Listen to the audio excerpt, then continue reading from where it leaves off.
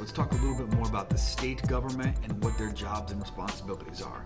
A state constitution lists the powers of the state that it has within its own borders.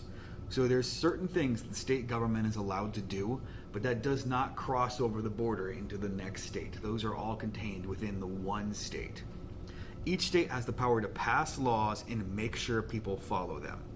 And they can only enforce state laws within a state. So if you guys have been following the news, 4 or 5 states just legalized marijuana. And what that means is in those states you are allowed to use marijuana for recreational purposes or for medicinal purposes. But if you live in the state right next door, you don't have that same freedom if it's still illegal in that state. And states are only allowed to enforce laws within their borders, state laws that is.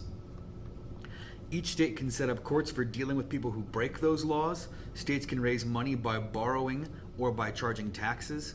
So every state also has different taxes. That's one of the reasons a lot of people from Ohio go into Grove City, Pennsylvania to go shopping, because they don't have tax on clothes in Pennsylvania, but they do have tax on clothes in Ohio. It can make rules for doing business within a state, and what that means is a state can set certain business hours, business regulations, certain requirements that a business has to meet in order to stay open. Some states are easier to open a new business than other states. Each state also has laws to protect people's health and safety, and we'll talk about those in a page or two. So one way the state protects its citizens' health is by setting different guidelines for things like regulation, or things like restaurants, sports arenas, theaters. If you think about what's going on right now with COVID-19, there's a lot of limits set. So if you walk into a store, sometimes you'll see somebody standing at the door with a counter, and they're only allowed to have a certain amount of people in the store at one time. A lot of states are taking steps to make sure people are being extra careful, wearing masks and things like that, and it varies from state to state. In some states, most of the businesses are still closed, but in other states, they're wide open. It's up to each state to set those rules. They can set rules for the cleanliness of kitchens, restaurants. They can set rules about where you're allowed to smoke and where you're not allowed to smoke. Now, this is before many of your guys' time, but I used to work in a restaurant a long time ago, and you were allowed to smoke in half the restaurant, but not the other half. And then after I worked there for a couple of years in Ohio, they made smoking in restaurants illegal. Every state is allowed to decide that if they want to. The state also protects people's safety in a couple ways. One way they do that is by setting speed limits. So if you go to different states, they have different speed limits. I believe the highest speed limit in the country is a road in Texas. It's either 80 or 85, but each state can set the speed limits on their state roads. It can make rules about building codes and houses, trying to make sure that structures are built safely and not putting people at risk. It can pass laws about owning and carrying guns. So every state has different requirements you have to meet before you can own a gun. Certain states, it's easier than other states, and that's going to be up to the state government to decide what obstacles or barriers they want to put between a person and buying a weapon. It can take steps to fight crime. It can also pass rules about what kind of animals you're allowed to have. Talking about like exotic pets, because in some places, like Texas has some pretty relaxed rules.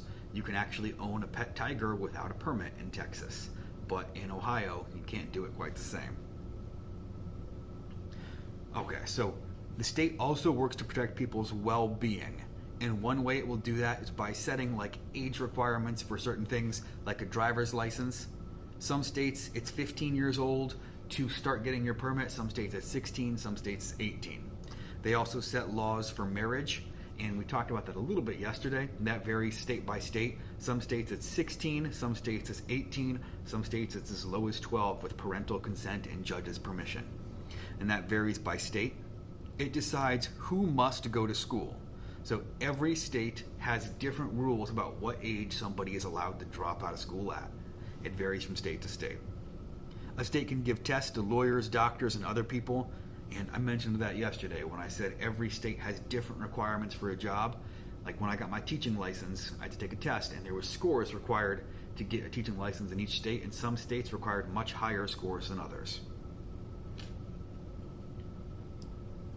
So normally a state can pass any law that is necessary for the well-being of its people, but none of those laws are allowed to violate the Constitution. No laws are ever allowed to violate the Constitution, but in, New York, Pennsylvania, and Maryland, a couple of states passed laws that said public school must start every day with a prayer.